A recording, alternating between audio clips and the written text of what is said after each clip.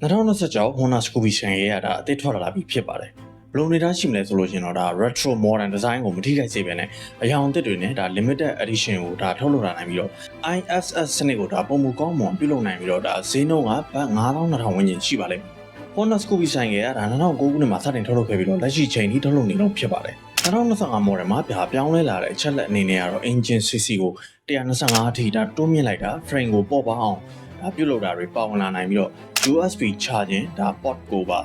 standard အဖြစ်ဒါထည့်သွင်းပေးလာနိုင်ပါတယ်။ design ပိုင်းဒါ retro modern ပုံစံ design ဖြစ်မယ်။ combi brake system ဒါ CBS စနစ်ပါဝင်လာနိုင်ပြီးတော့ brake ကိုပုံမထိအောင်ကူညီပေးမှာပါ။ဒါ smart keys နဲ့ USB ဒါ power charger LED projector headlight နဲ့ digital meter တချို့ဒါပါဝင်လာပါမယ်။လောလောဆယ်ဒါ 109cc ESP engine ကိုဒါ air cooling စနစ်နဲ့ဒါအသုံးပြုထားပါတယ်။မြင်းကောင်ရ10ဝန်းကျင်ထွက်မယ်ဒါ top clean ကြီးကတော့ 9.3 Nm ရှိမှဖြစ်ပါတယ်။တက်စီတကားလန်ကိုဒါ138မိုင်ဝန်းကျင်လောက်ဒါတီးထုံနိုင်ပါ။ရရှိနိုင်တဲ့ရောင်တွေအနေနဲ့အဖြူ